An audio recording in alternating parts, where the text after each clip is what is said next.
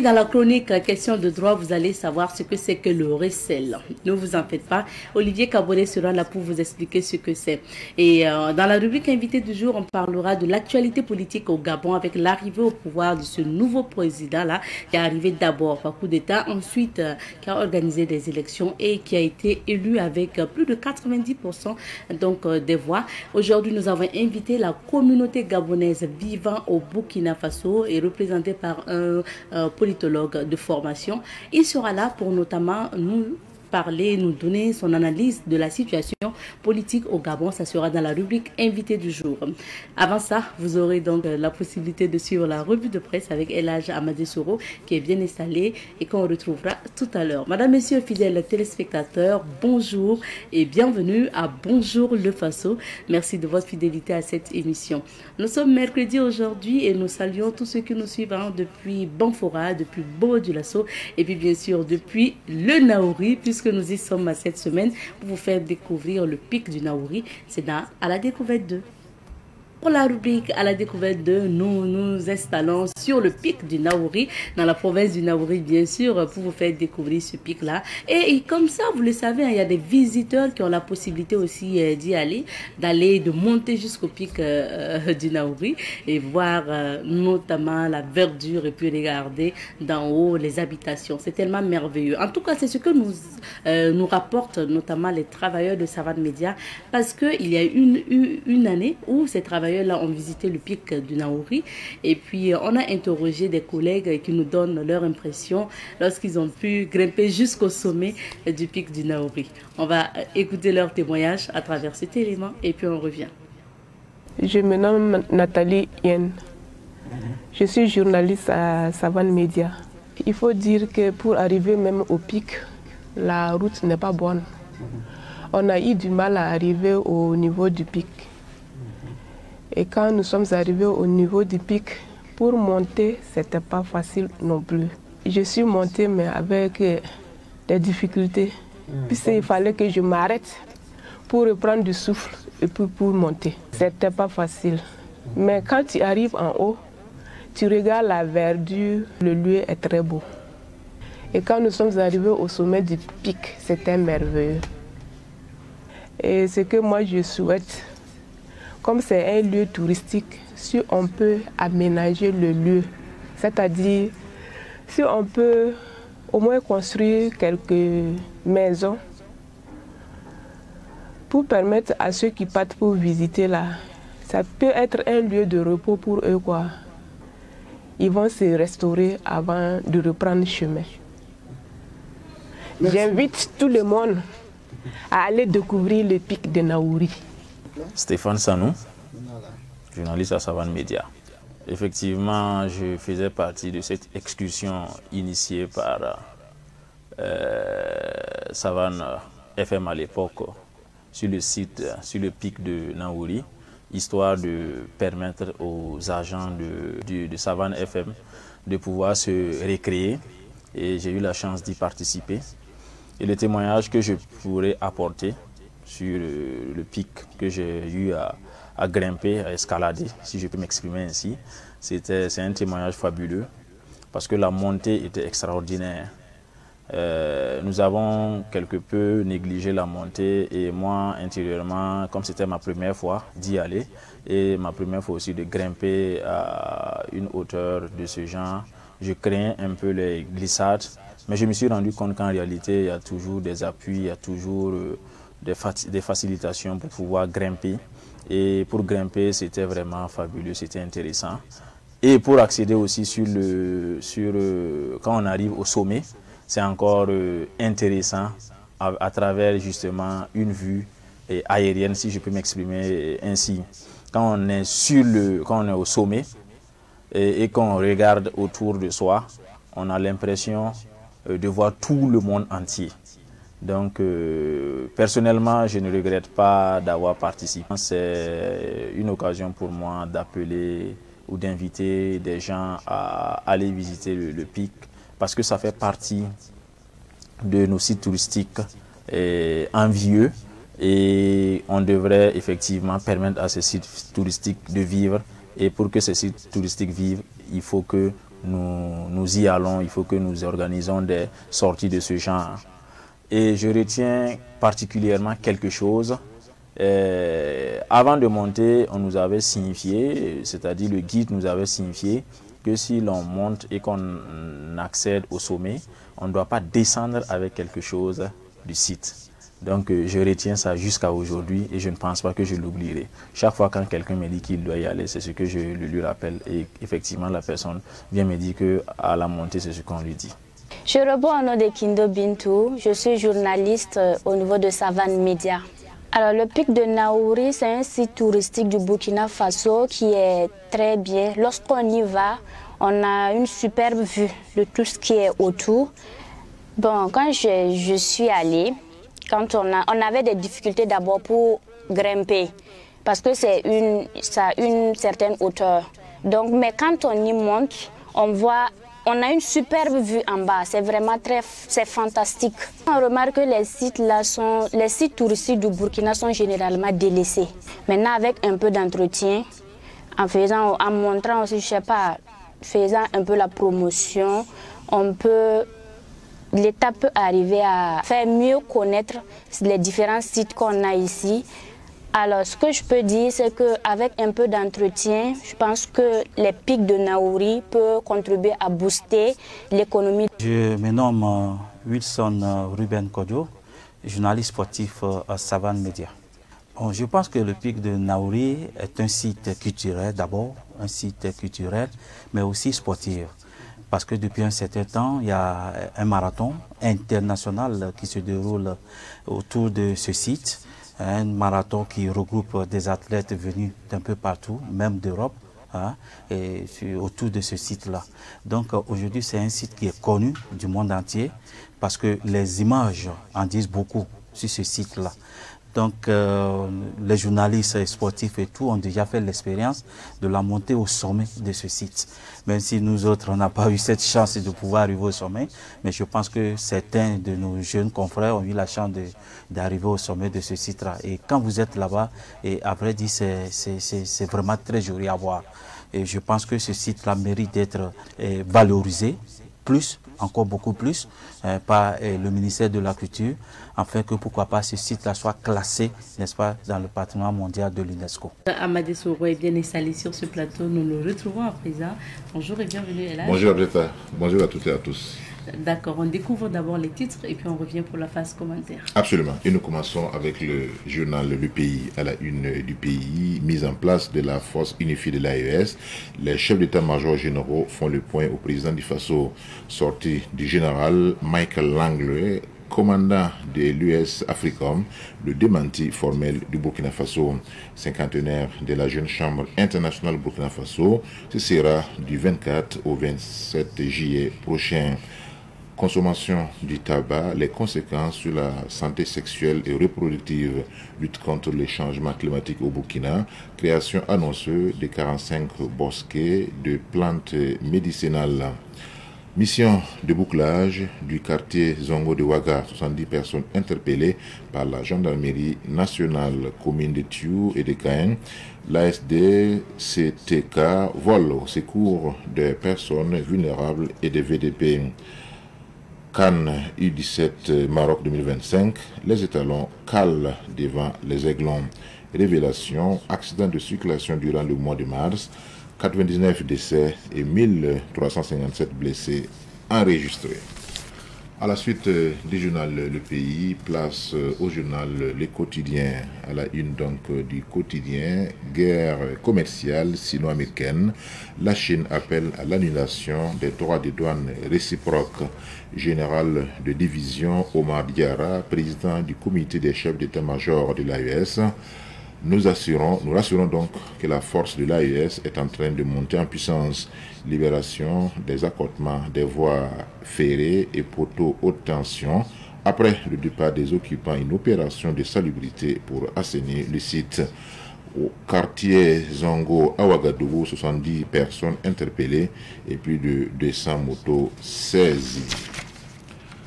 Puis, faisons place à présent au journal d'État, quotidien d'État Sidoya, à la une de Sidoaya, on murmure des jeunes s'adonnent à la consommation de substances illicites. Un chauffeur évite de peu un lynchage. 1455 accidents de la circulation enregistrés en mars 2025. 10e prix panafricain de journalisme en réassurance. Omar Rabo, lauréat du premier prix dans la catégorie langue française. Mercure, un nouvel exil pour Dadis Camara, s'interroge le quotidien d'État.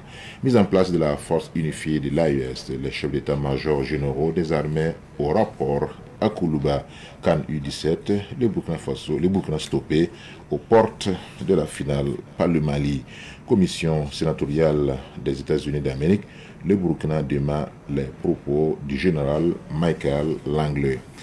Identifiant unique des personnes, le projet Ouli forme les acteurs. Quartier Zongo à Ouagadougou, 70 personnes interpellées à Alatikuma. Puis, place à présent au doyen des quotidiens du Burkina Faso, l'observateur Palga à la une de l'Obs, mise en place de la force unifiée de l'AES. Les CMGA font le CR au capitaine Traoré. Mission de bouclage dans le quartier Zongo Ouagadougou. Plus d'une soixantaine de personnes interpellées par la gendarmerie. Escroquerie aggravée, 18 mois ferme pour un militaire à la retraite anticipée, maladie invalidante, endométriose qui est tue. Cannes cadet, pas de finale pour les étalons. Contrôle de produits électroménagers des commerçants sur les grilles. Safanais, une pluie violente fait d'énormes dégâts. Galien 2025, 5 jurys pour examiner 382 œuvres en compétition. Et nous terminons avec le journal Aujourd'hui au Faso. À la une d'Aujourd'hui au Faso, tournée de prise des commandements, les CMGA à la justice militaire, proposition de résolution de mise en accusation de Macky Sall. À l'évidence, on tient Mordicus à juger l'ex. Élection de la force unifiée de l'AES, les chefs d'état-major généraux des armées au rapport chez le président du Faso, Souroupol Sem, de John Herman, hier installé. Coupe d'Afrique U17 Maroc 2025, Burkina 0, Mali 2. Les étalons tombent en demi-finale microfinance. Liste des institutions habilitées à exercer l'activité SP de la Commission nationale des frontières. Fidèle Gwem prend son fauteuil news du jour. Le Burkina répond au général Langley de US Africom. Un geste pour l'effort de paix venu du Cameroun. L'UA, l'Union africaine, donc salue le bon déroulement du vote au Gabon. Soudan, 2 ans de guerre. Coup de filet de la gendarmerie à Zango. Merci beaucoup. Zongo plutôt. Zongo. Merci bien pour ces titres élage et on revient sur quelques sujets d'actualité. Le sujet principal aujourd'hui, c'est notamment la réunion des chefs d'état-major généraux des armées, donc des pays de l'AES. Alors, quelles sont les implications d'une telle rencontre? Il faut rappeler que ça se tient au Burkina. Absolument, ça s'est tenu donc hier. Il faut donc dire que c'est une grande réunion des premiers responsables militaires de façon opérationnelle de l'AES, puisque ce sont les chefs d'état-major des 3 pays qui se sont donc réunis à Ouagadougou hier mardi. Il faut également souligner que cette rencontre de Ouagadougou vient après celle de mars 2024 à Niamey et de novembre 2024 à Bamako. Nous pouvons donc dire que c'est un nouvel outil militaire qui vient donc confirmer l'échafaudage des différents rouages de l'AES depuis que les chefs d'État ont décidé de créer cette alliance pour effectivement faire face à une certaine hostilité des pays de la CEDEAO suite au coup d'État du 26 juillet 2023 à Niamey, puisqu'il y avait des velléités d'intervention militaire contre le Niger. C'est suite à cela, bien sûr, que l'AES a été créée. Et aujourd'hui, le grand reproche qui avait été fait à ces pays donc de la CAO, de l'AES plutôt, c'est l'absence d'une armée unique de l'AES. Certains même parlent, au lieu de parler de force unifiée, ils parlent d'une armée unique de l'AES. Voilà. Bon, certains oublient qu'on est toujours dans la confédération. On n'est pas encore dans la fédération. Quand on sera dans la fédération, on aura un seul président, un seul gouvernement, une seule armée, etc. Mais pour l'instant, alors c'est une étape intermédiaire qui va naturellement nous conduire effectivement vers cette fédération-là. Donc, il faut donc dire que cette réunion de Ouagadougou vient à point nommé. Pourquoi? Cela va permettre aux chefs militaires de faire le travail technique et de soumettre bien sûr les conclusions de leurs travaux aux dirigeants, aux 3 dirigeants, le capitaine Ibrahim Traoré du Burkina Faso, le général d'armée Assimi Goïta du Mali et le général d'armée Abdoulaye Tchani du Niger. Et bien sûr, ces décisions militaires donc seront chapeautées par ces chefs d'État. Parce qu'aujourd'hui, plus que jamais, l'AES est confrontée à un défi existentiel. Vous avez certainement su l'incident malheureux qui s'est produit à la frontière entre le Mali et l'Algérie suite à la destruction du drone donc malien par l'armée algérienne. Et cela est venu donc conforter les choix de souveraineté, les choix stratégiques donc des pays de l'AES. Parce que dans ce monde, comme le dit un des grands politologues, géopolitologues, les armées font toujours la différence. Dans un conflit, les armées ou les armes font toujours la différence. Ça veut dire que si vous êtes un pays et que vous êtes sous-équipé militairement, alors il est difficile pour vous de défendre votre souveraineté, de vous affirmer en tant qu'État qui compte non seulement pour la protection de vos citoyens, mais aussi pour vous affirmer en tant qu'une force régionale, en tant qu'une force internationale qui compte. Donc c'est ce que les pays de l'AES ont compris. Il faut donc maximiser les équipements, y compris les équipements de dernière génération, avec les drones que nous avons pu constater, les autres équipements militaires, et qu'on puisse donner un signal, un message fort que dorénavant, celui qui s'en prend à un pays de l'AES, c'est comme s'il s'en prenait à l'ensemble des pays. Donc la réunion de Ouagadougou, effectivement, comme je l'ai dit, est une réunion qui vient à point nommé, puisque outre cette réunion même générale des chefs d'état-major, il y a une réunion à Bamako qui se tient actuellement entre les chefs d'état-major de l'armée de l'air des 3 pays. Et vous savez que l'incident qui s'est produit donc au niveau de la frontière entre le Mali, à Tizawaten, entre le Mali et l'Algérie, c'est un événement en lien avec l'armée de l'air. Et donc je suis sûr que des recommandations seront issues par rapport à quelle est la meilleure façon donc pour adresser cette question liée à la surveillance des frontières du pays, donc de l'AES. C'est vrai que l'incident est resté cantonné au niveau diplomatique jusqu'à présent, puisque après la destruction du drone malien, il y a eu le rappel des ambassadeurs de l'AES en poste à Alger, et Alger aussi a fait de même. Il y a également eu la fermeture donc de l'espace aérien de part et d'autre entre l'Algérie et le Mali suite à cet incident. Donc je pense que ceux qui doutaient effectivement du sérieux et de la pertinence de la création de l'AES doivent maintenant revoir leur position, parce que nous sommes dans un monde hostile où effectivement si vous n'avez pas assez de ressources militaires, des ressources humaines, pour en tout cas technologiques, pour surveiller votre pays, vous serez la proie bien sûr de forces hostiles. Donc les 3 chefs d'état-major, après les réunions, sont allés donc faire le rapport au président du Faso, le capitaine Ibrahim Traoré, et qui va certainement leur donner des orientations par rapport à cela. Et tout sera consolidé donc au niveau du collège des chefs d'État, et certainement des grandes décisions seront donc prises les semaines, les mois à venir, pour effectivement consolider l'ossature militaire, diplomatique, politique, économique de l'AES. Parce qu'il ne faut pas se voiler la face. Voilà, vous ne pouvez pas prétendre à jouer un rôle important, que ce soit au niveau régional, continental ou international, sans avoir une assise militaire très forte.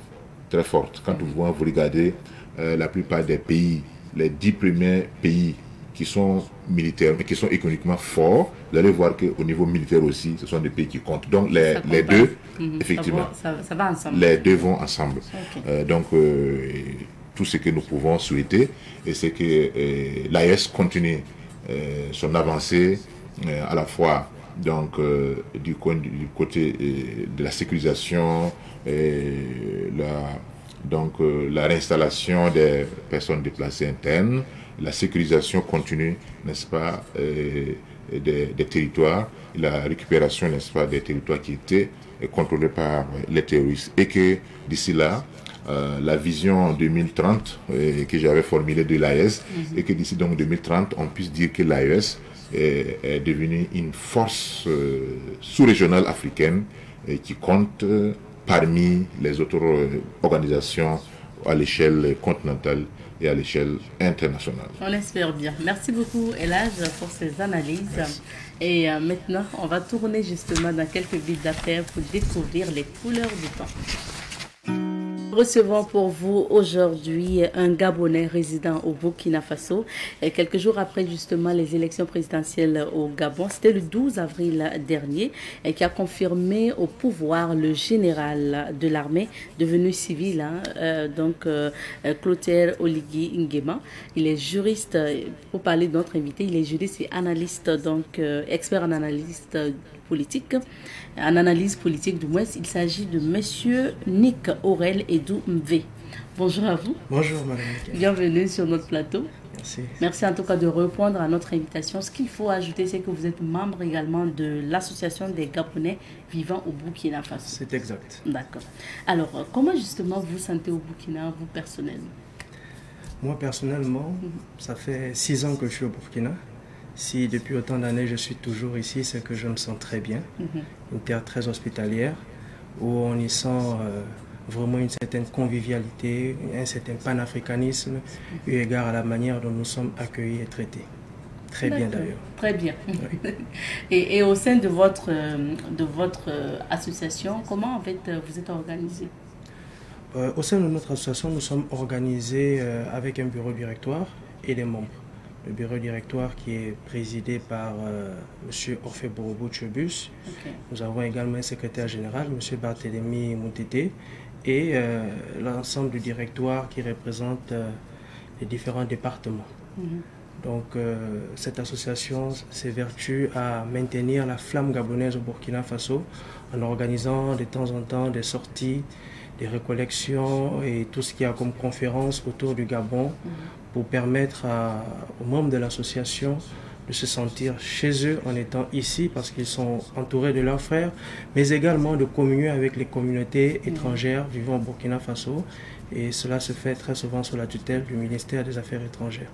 Il faut dire que de façon générale, les Burkinabés se plaisent bien au Gabon aussi, et de manière générale, les Gabonais se plaisent bien au Burkina Faso. On se souvient encore de la convention de août, du 13 août 1973, qui avait permis à des voltaïques d'aller justement travailler au Gabon.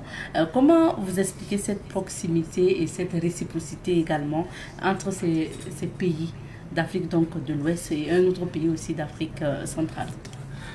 Bon, il faut déjà dire que les réciprocités, ou du moins cette proximité, elle est historique parce que jadis nous avons eu le président Omar Bongo qui, avec le président Houphouët-Boigny et le président Thomas Sankara, ont été plus ou moins les fers de lance d'un certain regain, un certain sursaut panafricaniste, et qui, de part et d'autre, ont essayé de nouer des connexions pour permettre à nos peuples de fonctionner ensemble. Le Gabon, c'est 2 millions d'habitants. Donc, il n'est pas toujours aisé pour un pays qui veut se développer d'avoir une faible démographie. Donc, nous avons demandé l'aide de nos frères voltaïques pour qu'ils puissent nous aider à atteindre un certain idéal économique et une certaine aisance sociale. Oui. Parlons maintenant de l'actualité politique, parce que depuis le 13 avril dernier, le Gabon a un nouveau président, sinon un président devenu civil. Il s'agit de Brice Clotaire Oligui Nguema, avec 90%, plus de 90% donc, des voix. Oui. Et est-ce que c'est une surprise pour vous ou pas?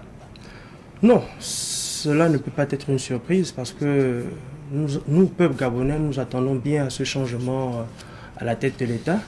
On se demandait tous comment cela devait arriver. Est-ce que cela devait arriver par un moyen démocratique? Est-ce que cela devait arriver par une révolution ou du moins ça une insurrection populaire? Est-ce que cela devrait arriver par un coup d'État militaire?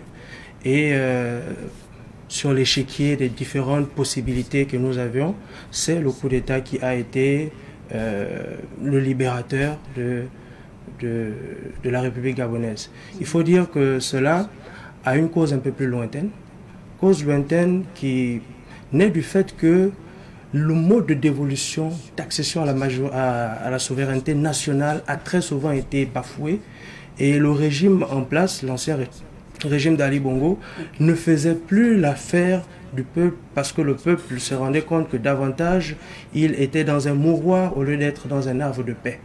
Et les ressentiments populaires se faisaient davantage écho du moins, et c'est cela qui a entraîné ce coup d'État. Il faut dire que le militaire prête allégeance au peuple. En prêtant allégeance au peuple, il ne peut pas, bien que sa mission première est de défendre l'État contre les attaques extérieures, il ne peut pas accepter qu'à partir du moment où il vit au quotidien avec ce peuple-là, il constate que ce peuple-là est mal à l'aise, ce peuple-là n'est pas traité selon les règles démocratiques, selon les règles d'état de droit. Il en vient pour lui de sa responsabilité de libérer le peuple de cette dictature qui était constante et qui était oppressante. Est-ce que vous pensez que l'élection était équitable? Parce qu'on entend des gens dire que le président sortant, ou sinon donc le président de la transition, avait une longueur d'avance par rapport aux autres candidats. C'est exact. Bon, l'élection, pour être tout à fait honnête, l'élection n'était pas du tout équitable. Pas du tout équitable parce que nous avons un président qui a battu campagne avec les moyens de l'État. Et cela s'est vu. Mais cela est plus légitimé par le fait que le peuple et ses militaires ayant pris le pouvoir n'avaient pas à cœur que quelqu'un d'autre se positionne et n'arrive pas à instaurer une nouvelle dynamique ou n'arrive pas à instaurer des nouvelles institutions qui permettront à l'État d'aller vers un idéal et d'atteindre la félicité à laquelle nous tous nous rêvons au Gabon. Mais il faut l'avouer, le président a battu campagne pour le dire et pour l'avoir vu avec des éléments étatiques, avec des chefs d'administration, avec des véhicules de l'État, avec des gardes-corps, du moins de la garde républicaine. Cela s'est vu. Qu'à cela ne tienne, c'est une pratique. C'est une pratique et on ne peut pas toujours s'en défaire que celui qui a été au pouvoir jouisse d'un certain accompagnement de ses anciens collaborateurs. Donc, même si le peuple est au courant et conscient, ça ne dérange pas pour autant. Le peuple a légitimé.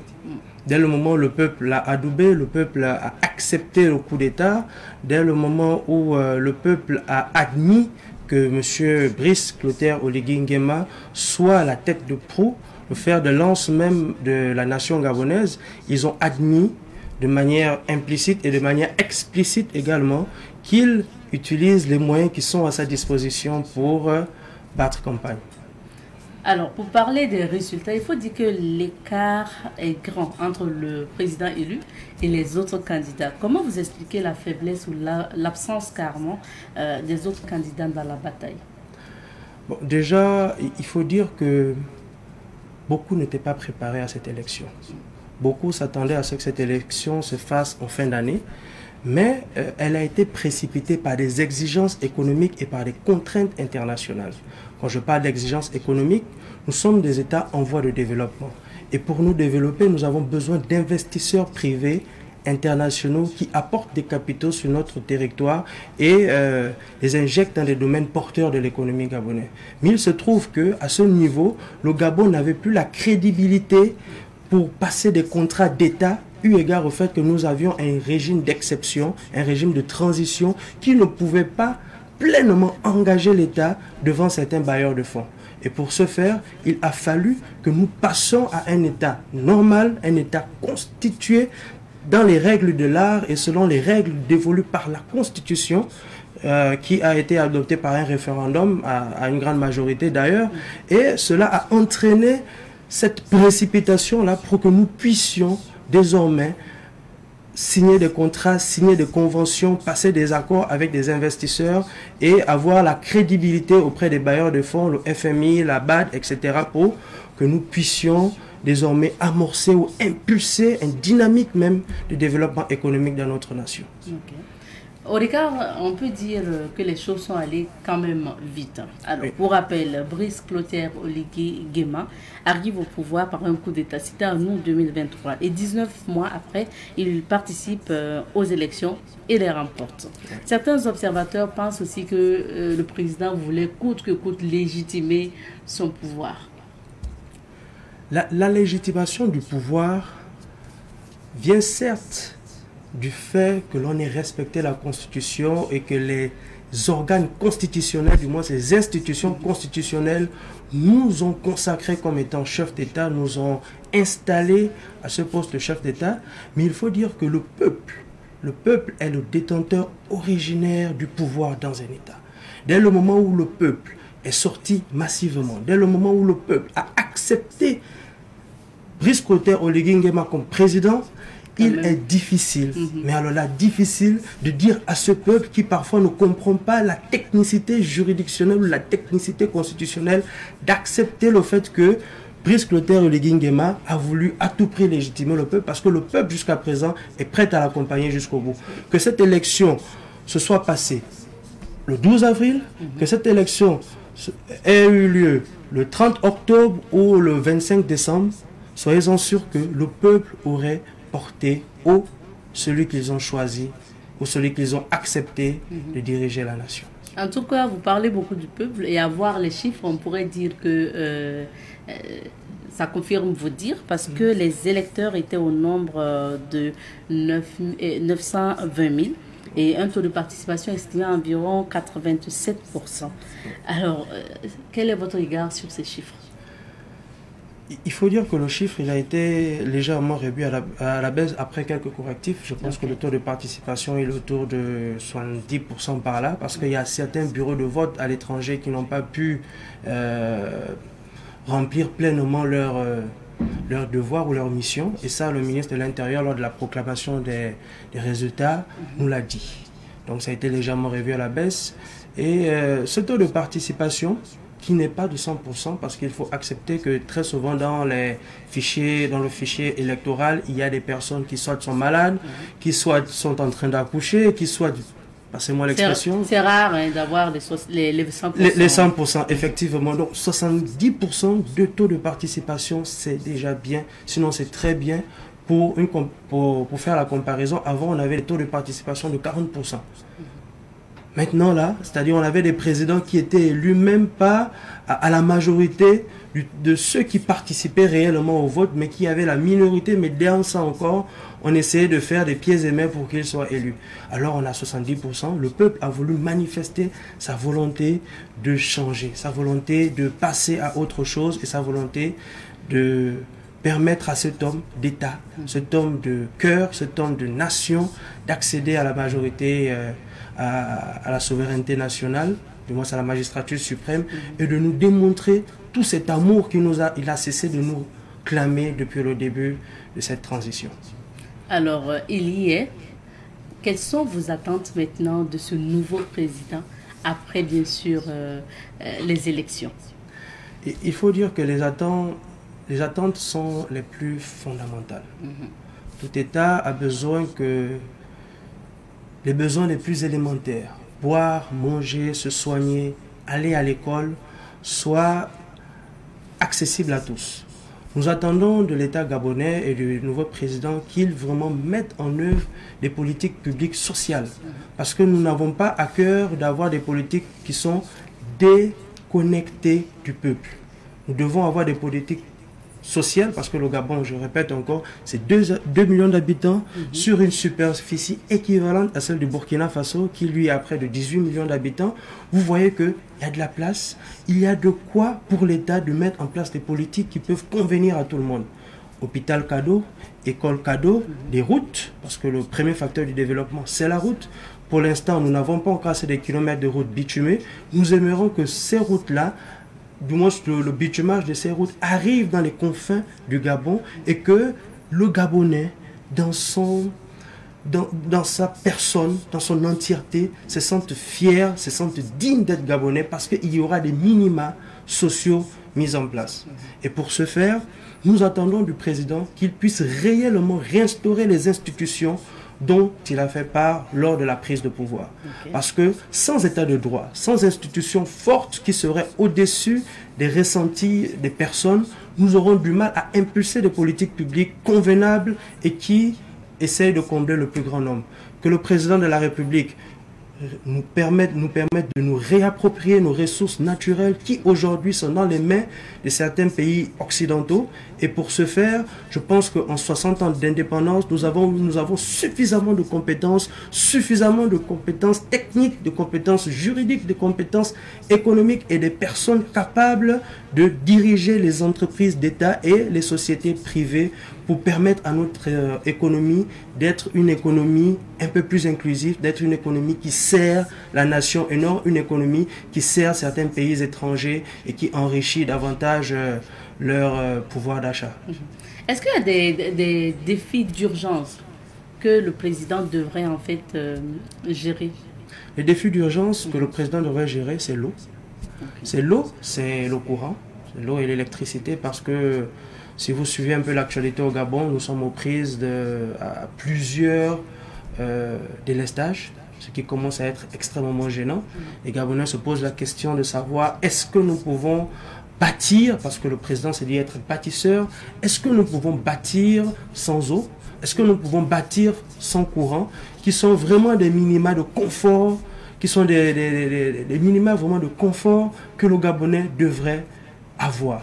Avoir de l'eau dans nos robinets, avoir le courant pour permettre à ceux qui étudient, à ceux qui travaillent la nuit de travailler, à ceux dans les administrations publiques et privées de travailler, mais avoir de l'eau également parce que l'eau c'est la vie. Bien sûr. Le nouveau président est là pour 7 ans. Donc certains de ses adversaires l'ont présenté aussi comme le choix de la France. Est-ce qu'il faut craindre que sa proximité avec notamment la France l'éloigne des intérêts ou des intérêts du peuple? Nous ne pouvons pas craindre que cette proximité avec la France éloigne le président des intérêts du peuple parce qu'il faut le dire.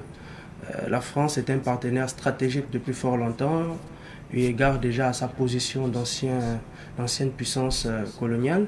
Mais il faut dire que la France, bien qu'étant partenaire, n'a pas le monopole sur certains leviers de l'État.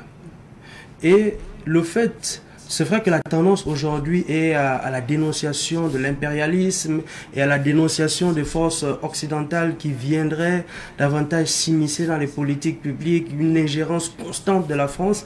Mais il faut dire que malgré ce minima d'ingérence-là, parce que même le Gabon s'ingère au niveau des États étrangers, à travers parfois des diplomaties internes pour essayer de rapprocher d'autres États à d'autres États, ou en faisant de la diplomatie économique, de la diplomatie culturelle, environnementale, etc. Cette place de la France ne peut empêcher le Gabon de se développer si nous avons à cœur de bien faire les choses. Je tiens à rappeler une chose, le Gabon est un pays de paix. Dans l'histoire, vous aurez très peu de situations où il y a eu des conflits armés, où il y a eu des insurrections, etc. Le Gabon tient à maintenir cette étiquette de pays de paix. Donc à chaque fois que nous discutons avec des partenaires étrangers, il s'agit pour nous d'avoir des relations pacifiées. Okay. Quitte à nous maintenant de revoir certaines conditions, certaines dispositions qui n'arrangent pas le Gabonais. Et ça, nous sommes en train de le faire parce que les militaires français sont partis. Certaines entreprises pétrolières qui étaient aux mains des multinationales françaises également sont partis. La société d'eau et d'énergie du Gabon, qui était aux mains des Veolia, une entreprise française, excusez-moi, qui était une entreprise française, est partie. Donc il y a plusieurs entreprises, il y a plusieurs secteurs de notre économie qui ne sont plus sous la botte de l'État français. D'accord. Et pour vous, aujourd'hui, ça veut dire quand même que le Gabon peut gérer les choses, même en collaborant avec la France, mais en ayant quand même sa souveraineté en termes de décision pour certains aspects. Le mot est dit, Madame Nikema, le Gabon est un pays souverain. À chaque fois que nous signons des contrats, nous passons des accords, c'est en toute âme et toute conscience, et nos dirigeants ont cette conscience-là qu'ils devraient davantage mettre des politiques, mettre des barrières pour que nous puissions rentrer dans le concert des nations avec la tête haute. Restaurer les institutions, redonner au Gabonais sa dignité, cela ne peut passer qu'à travers des échanges gagnant-gagnant. Vous avez parlé tantôt de la ressource ou des ressources naturelles du Gabon, oui. Un pays riche en ressources naturelles, mais qui a quand même toujours des problèmes de développement. Qu'est-ce qu'il faut faire pour que ça décolle véritablement pour le Gabon? C'est une lourde question. L'autre question parce que nous avons tendance à dire que le Gabon est un pays riche, mais le peuple, il est pauvre. Pays riche parce que les gens ont biaisé le mode de dévolution de pouvoir. Nous sommes un État démocratique, un État républicain, et nous avons constaté que le mode de dévolution, d'accession à la majorité, à la souveraineté nationale était plutôt un système monarchique où on est parti du père au fils et où on tente à pérenniser cela en préparant le fauteuil pour que le petit-fils puisse s'apprêter et soit assez rembourré pour venir briguer. Ça a été ce que l'on appelle en droit une capture d'État. Une capture d'État faite par les hauts dignitaires de l'État qui étaient spécialistes de la gabegie financière, qui étaient spécialistes de la corruption, spécialistes des évasions fiscales, spécialistes des fraudes, et cela en accord avec certaines multinationales, certaines entreprises privées qui viennent faire du profit au Gabon et ne pensent pas nécessairement à respecter les règles de développement durable qui voudraient que la RSE et tout ce qui sont des contraintes pour eux soit mis en place. Donc, problème de gestion. Problème de gestion. Qui a fait que, notamment, le Gabon n'a pas pu accélérer son développement. Le problème du Gabon est essentiellement un problème de gestion. Okay. Si vous avez un président à la tête de l'État, vous avez des Gabonais qui aiment leur État parce que notre pays est un très beau pays, sur le plan culturel, sur le plan de la foresterie, sur le plan économique, sur le plan... Vraiment, c'est un très beau pays avec un fort potentiel. 2 millions d'habitants, ce n'est même pas la population de Ouagadougou. C'est-à-dire, nous connaissons tous au Gabon, nous savons qui fait quoi, qui ne fait pas quoi, qui fait bien les choses et qui fait mal les choses. Il s'agit maintenant pour le président de s'entourer des hommes d'État, des hommes qui aiment le pays et des hommes qui ont décidé de changer résolument pour un avenir meilleur pour le Gabon. Et vous pensez que une meilleure exploitation en fait, de ces ressources naturelles-là pourrait accélérer le développement du Gabon? C'est une évidence. Parce que qui dit meilleure gestion des ressources naturelles, qui dit une meilleure exploitation, dit une meilleure redistribution sur le plan national. Cela permettrait à l'État de mettre des politiques publiques, et comme je le disais tantôt, des politiques sociales pour impulser le développement à tous les niveaux, que ce soit sur le plan entrepreneurial, sur le plan de la santé, sur le plan de l'éducation. On a besoin des universités performantes, on a besoin des centres de santé performants, on a besoin des politiques sociales en termes d'assurance maladie, de garantie sociale performante pour permettre aux Gabonais d'être à l'aise dans son pays. Je reviens beaucoup sur ces termes parce qu'il faut le dire, le Gabon est un pays qui a un fort potentiel. Qui a un fort potentiel économique, un fort potentiel touristique, un fort potentiel en termes de protection de l'environnement. Nous recevons constamment des subventions des organisations internationales parce que nous sommes le deuxième poumon vert du monde. Ah oui. C'est-à-dire en termes de protection et de préservation de l'environnement. Si beaucoup de pays arrivent à moins ressentir le changement climatique, c'est parce que le Gabon mène des politiques intenses en termes de protection et de préservation de l'environnement. Pour ce faire, il suffit vraiment de mettre des hommes qui aiment le pays. Alors, vous êtes des Gabonais vivant au Burkina, il y a d'autres Gabonais ailleurs. Pour vous, qu'est-ce que le président peut faire pour ces Gabonais vivant ailleurs? C'est quoi aussi peut-être vos difficultés que vous rencontrez ou vos doléances à l'endroit du nouveau président? Il faut dire au nouveau président de la République qu'un État ne se construit pas qu'avec le produit national brut, moi ce produit intérieur brut. Il se développe également avec des produits national brut, c'est-à-dire on tient compte des apports de la diaspora dans la mouvance même économique et dans la mouvance économique du pays. Au niveau de la diaspora, il s'agira de davantage permettre aux Gabonais d'accéder à des fonctions internationales, parce que le Gabon est peu représenté au niveau des organisations internationales. Cela dessert beaucoup notre pays. On a peu de fonctionnaires internationaux. Donc à chaque fois qu'il faut discuter des questions techniques, parce que nous sommes dans une mouvance d'intégration régionale et sous-régionale, on a du mal à avoir des Gabonais qui portent haut la voix du Gabon. Et maintenant, pour ceux de la diaspora, il s'agit ici d'accompagner. D'accompagner parce que certains ont le même accompagnement qui est fait en interne devait être fait à l'extérieur. Parce que si on accompagne un entrepreneur gabonais à l'intérieur de l'État, celui à l'extérieur devrait également bénéficier parce qu'il contribue également à ce que dans le fait de rapatrier certains capitaux pour permettre de construire une maison, pour permettre à un neveu d'aller à l'école, pour permettre à une grand-mère de recevoir son sac de riz, pour permettre à un papa de fêter la bonne année, passez-moi l'expression, ça aide également le pays. Cet argent que l'on peut gagner ici, au Burkina Faso, au Maroc, au Niger, etc., peut servir également au pays. Et donc, il faut mettre un fonds d'appui pour du moins les investisseurs. Et il faut dire que beaucoup de Gabonais sont en situation irrégulière. Beaucoup de Gabonais sont en situation irrégulière, eu égard au fait que nous n'avons pas de représentation diplomatique un peu partout. Pour ce faire, il va falloir que le Gabon s'évertue à mettre les représentations diplomatiques quasiment partout. Même si on ne peut pas envoyer des ambassades, on peut au moins envoyer des consulats. Un consulat général, un consulat honoraire, et on peut avoir des missions diplomatiques qui constamment viendront s'assurer que le Gabonais ne soit pas en mal dans le pays d'autrui, ou il ne soit pas en porte-à-faux avec la loi.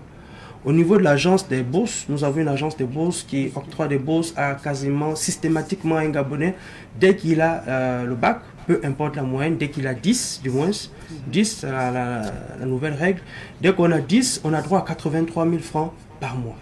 Cela est bien, mais on constate que ceux qui sont à l'étranger ne reçoivent pas permanemment leurs subventions. Et cela perturbe énormément. Certains sont mis dehors, certains les diplômes sont bloqués. Ils se retrouvent à faire 2-3 ans dans un pays étranger parce que les parents n'ont pas des ressources pour eux-mêmes financer pour qu'ils puissent récupérer le diplôme. Donc c'est parfois une plus-value qui est en train de se perdre parce que il y a une comment dirais-je, il y a une forme de délaissement qui n'encourage pas les jeunes Gabonais à l'étranger. D'accord. Merci beaucoup pour ces analyses. Le temps imparti à notre entretien est terminé. Donc, merci à vous d'avoir répondu à nos questions. Un mot de fin peut-être à l'endroit de tous les Gabonais? À l'endroit de tous les Gabonais, je tiens à préciser que notre pays est résolument engagé vers un changement profond.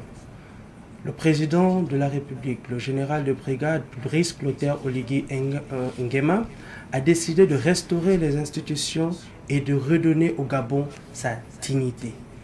Nous nous exhortons tous et nous exhortons les Gabonais à accompagner le président qui est pas mal décrié parce que beaucoup attendent notre échec, beaucoup estiment que nous sommes des valets de certains pays occidentaux, mais nous avons à cœur de démontrer à toutes ces personnes qui pensent du mal du Gabon que le Gabon peut dorénavant impulser un changement profond et atteindre un niveau de développement conséquent où tous les Gabonais seront heureux et se sentiraient bien. Merci beaucoup. Merci. Je rappelle que nous étions avec M. Nick Aurel Edou-Mvé. Il est donc juriste et expert en analyse politique. On va s'arrêter ici pour l'entretien d'aujourd'hui. On marque une petite pause et puis on revient pour la suite. Aujourd'hui, c'est mercredi, donc naturellement, vous avez droit à votre chronique Question de droit. Et c'est Olivier Kaboré de Juristes sans frontières que nous retrouvons aujourd'hui. Bonjour Olivier. Bonjour Abzeta et bonjour aux téléspectateurs. Alors, on parle d'un sujet que les gens connaissent peut-être, mais ne savent pas comment on l'appelle, le recel de choses. Donc, c'est l'occasion d'avoir des explications avec toi concernant ce thème-là. Qu'est-ce que le recel selon le code pénal burkinabé, Olivier? Alors, ce qu'il faut savoir déjà, c'est que le recel est une infraction prévue et sanctionnée par notre code pénal. Et quand vous prenez les dispositions de l'article 614-1, on peut définir le recel comme étant le fait de garder, cacher, transmettre ou utiliser une chose qu'on sait voler. Ok. Ou si on sait que la chose est issue par exemple d'un crime. Mais on garde la chose, on cache la chose pour le voleur ou pour la personne qui a volé la chose là. On peut dire que vous êtes un receleur. Voilà. Donc le recel, c'est tout simplement le fait de garder, transmettre ou cacher une chose issue d'un vol ou provenant d'un crime. D'accord. De toute façon, avec les exemples, ça va être clair. Et je propose justement qu'on passe à des exemples concrets d'actes de recel pour faire mieux comprendre. Alors, quand notamment un petit du quartier, comme on aime le dire, vient vous voir parce qu'il y a la fête de Pâques qui est bientôt là. C'est ça. Il vous propose de vous vendre un bélier qu'on gagne naturellement sur le marché à 200 000. Le monsieur vous propose de vous vendre le bélier à 75 000. Et nuitamment, en plus. Et si vous acceptez d'acheter par exemple ce bélier, vous-même vous savez en toute âme et conscience que ce bélier-là est issu peut-être d'un vol. Donc si vous acceptez de l'acheter, vous pouvez être poursuivi après pour recel.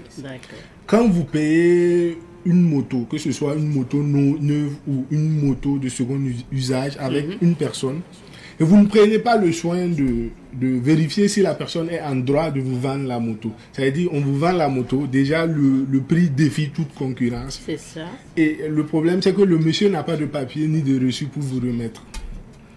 Et si vous acceptez d'acheter cette moto-là, on pourra après vous poursuivre pour recel. Souvent, c'est en carte grise aussi. Tout à fait. Ok, d'accord.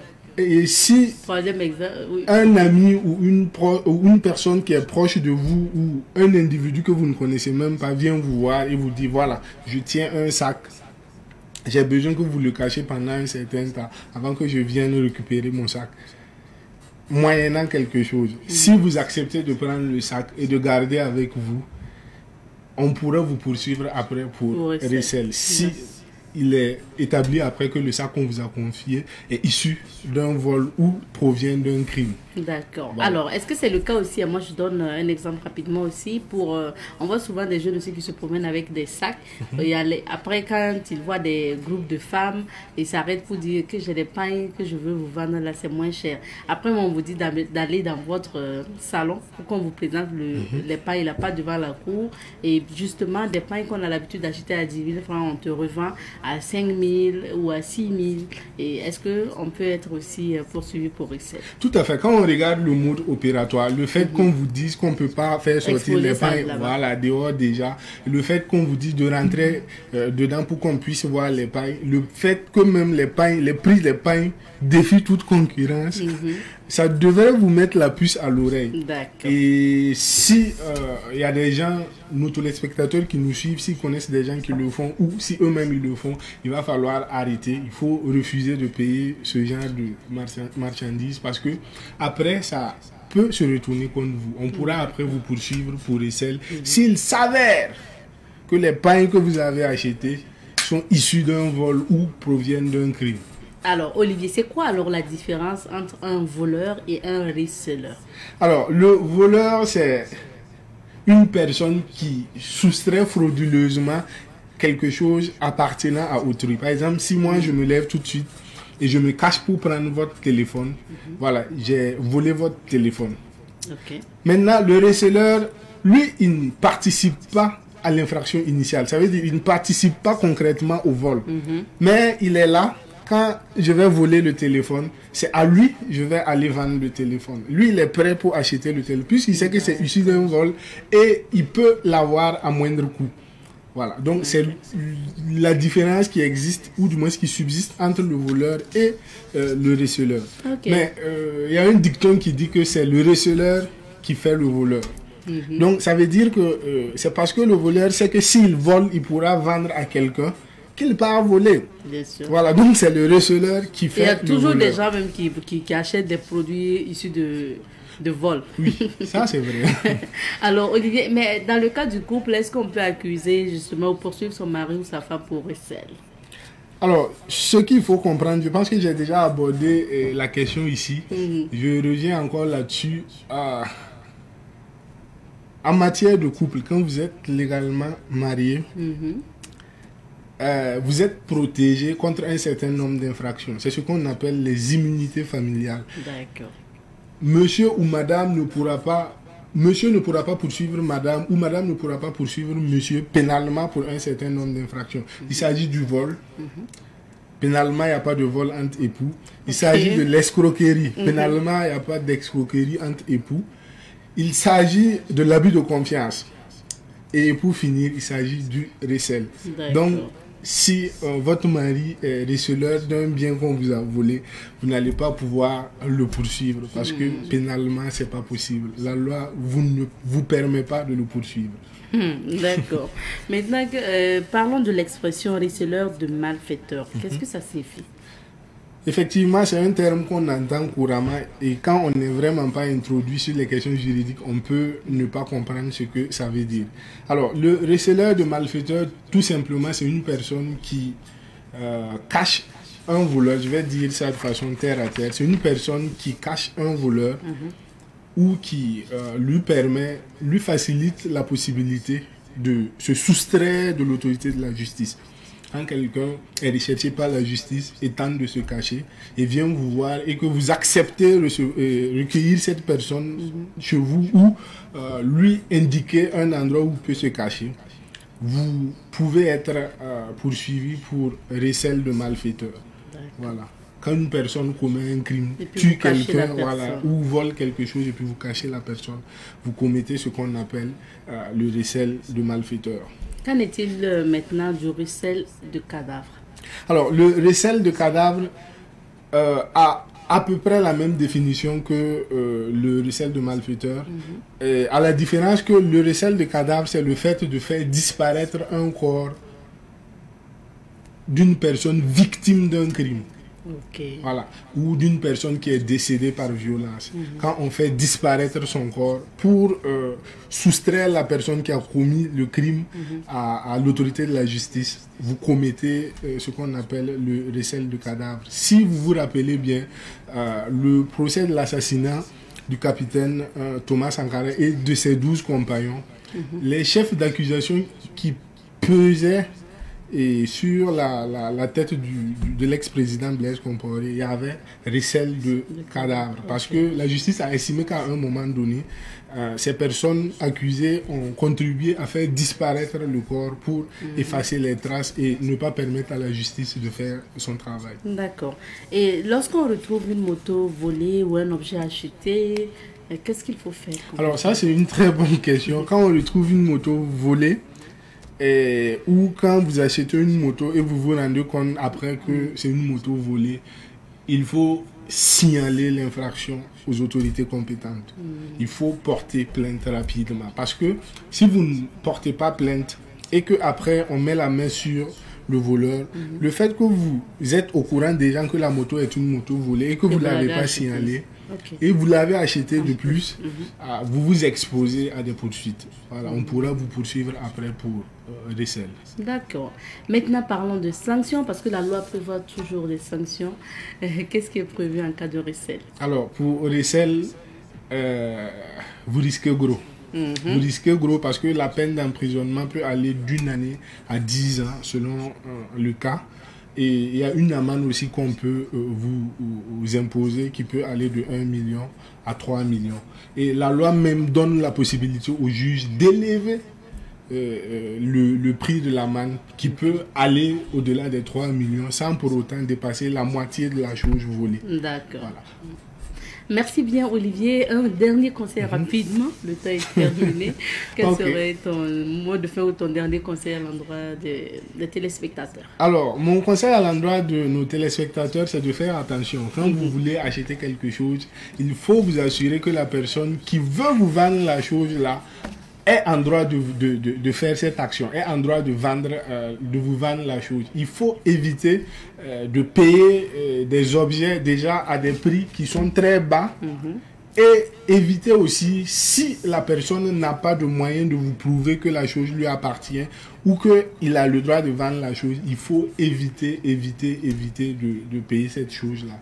Et enfin, quand vous avez vendu l'information de la commission d'une infraction ou d'un recel, il faut rapidement informer les autorités compétentes. Merci beaucoup Olivier. On va marquer une petite pause, le temps d'accorder aussi quelques minutes à des annonceurs qui sont là pour parler justement de leur local. Nous sommes de retour sur ce plateau et cette fois-ci on reçoit donc le groupe Azalai Hotel et nous sommes avec Madame Djifa Titi. Elle est responsable marketing et communication du groupe Azalai Hotel. Bonjour à vous. Bonjour Madame Nikima, comment vous allez? Ça va super bien. Merci, on est ravis d'accueillir Azalai Hotel, représenté également par Monsieur Jamal Taïrou, responsable des ventes à Azalai Hotel Ouagadougou. Bonjour Monsieur Taïrou. Bonjour Madame Nikima, comment allez-vous? Ça va super bien. Merci à tous les deux d'être sur ce plateau pour nous présenter ou nous représenter encore Azalai, parce qu'il faut dire que l'hôtel a fait peau neuve et c'est bien qu'on en parle aujourd'hui. Donc je donne la parole à Madame Djifa pour commencer. Alors présentez-nous le groupe Azalai. D'accord, merci Madame Nikima, merci encore de nous recevoir.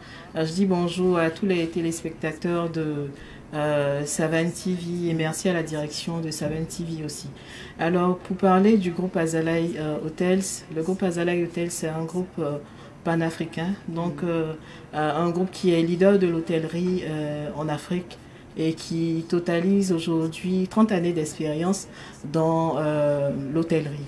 Donc nous sommes un groupe qui est basé dans 7 pays à travers l'Afrique.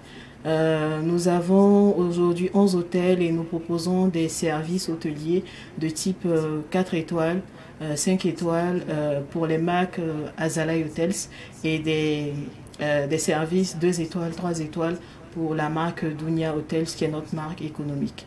Donc nous aujourd'hui, notre credo c'est vraiment de pouvoir mettre l'hospitalité africaine en avant à travers tous nos services, tous nos produits et vraiment montrer que les Africains sont capables de pouvoir proposer des services hôteliers haut de gamme qui sont alignés aux standards internationaux. D'accord. Pour le cas de Ouagadougou, il faut dire que Azalai Hotel a fait peau neuve, comme je le disais, et c'était en début d'année qu'il y a eu la réouverture. Alors, qu'est-ce que vous avez apporté de nouveau? D'accord.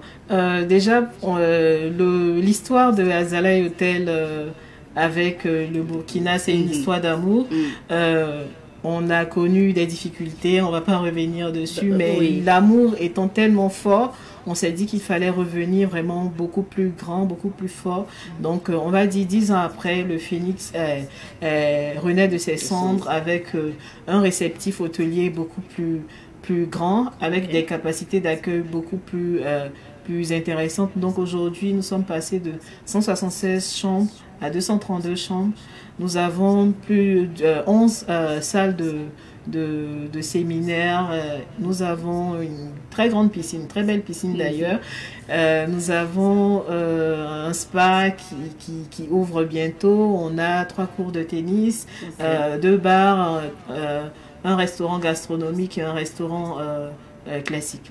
Donc vraiment, et en plus on a un personnel qui est très qualifié, de très haute qualité, assez chaleureux, assez accueillant, et vraiment c'est tout ce qu'on a aujourd'hui qui symbolise Azalaï Hotel Ouagadougou et fait la différence. Alors, Monsieur Jamal Taïrou, je rappelle que vous êtes responsable vente donc, de Azalaï Hotel Ouagadougou. Alors, quels sont les services ou les autres services qu'offre Azalaï Hotel Ouaga principalement? Vous dites qu'Azalaï Hotel Ouagadougou, aujourd'hui, nous offrons de l'hébergement avec les 232 chambres que nous avons aujourd'hui, toutes les catégories de chambres, de la chambre standard à la suite junior. Et il faut dire qu'on a eu un amour, comme on dit toujours, pour le Burkina. Avec, on a maintenu la chambre Ousmane Sambène, qui fait qu'aujourd'hui nous avons la seule suite junior de l'hôtel qui est Ousmane Sambène, qui se vend vraiment parce que les gens sont amoureux du cinéma. Et nous avons 11 salles de conférence. Et comme on disait tout à l'heure, allant de 10 personnes à 600, 800 personnes. La plus grande salle. Nous avons des bars, des restaurants. Nous offrons aujourd'hui, nous faisons des activités, des animations pour animer l'hôtel. Nous avons les brunchs que nous faisons tous les dimanches. D'accord. Nous avons lancé bientôt le live, les week-ends, les after-work. Et nous avons l'offre tennis qui a commencé aussi depuis cette semaine. Nous avons 3 poules de tennis, comme elle disait. Et voilà. D'accord. Alors, Madame Chifa, pourquoi on devrait choisir Azalaï Hotel pour son séjour au Burkina? D'accord. Comme je disais, l'histoire de Azalaï Hotel Ouagadougou avec le Burkina, c'est une histoire d'amour. Déjà pour, on va dire, pour l'historique déjà. Je pense qu'on a un lien d'attachement assez fort qui fait qu'on devrait en premier nous choisir, mais ce n'est pas la seule raison. Il y a d'autres raisons aussi parce qu'on a un service de qualité. On est un groupe hôtelier africain. On promeut la culture africaine à travers tout ce qu'on fait. Vous allez voir sur nos communications, l'ensemble de nos actions sont signées Fil Africa, donc pouvoir sentir l'Afrique à travers le regard. Donc même dans l'architecture de l'hôtel, vous ressentez l'Afrique. Dans les odeurs, donc tout ce qui est olfactique, merci beaucoup. Vous retrouvez toutes ces odeurs-là qui sont vraiment propres à l'Afrique. Dans la nourriture, on essaie de proposer des plats variés qui permettent de pouvoir retrouver des saveurs africaines, des saveurs d'ici et d'ailleurs. Dans le toucher, dans le design. Donc vraiment, on est dans cette culture de promotion de l'Afrique. On a un service de très bonne qualité.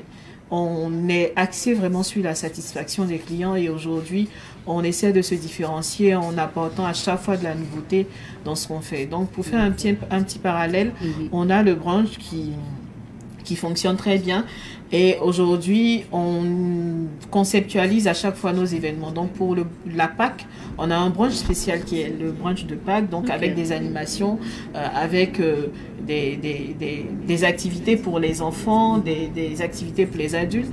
Et on aussi pense à la fidélisation de nos clients. Donc, du coup, on a un programme de fidélité sur l'hébergement, mais on a aussi un programme on a des actions de fidélisation sur nos activités. Donc, sur le brunch, on aura des lots à faire gagner ce dimanche. D'accord, merci bien.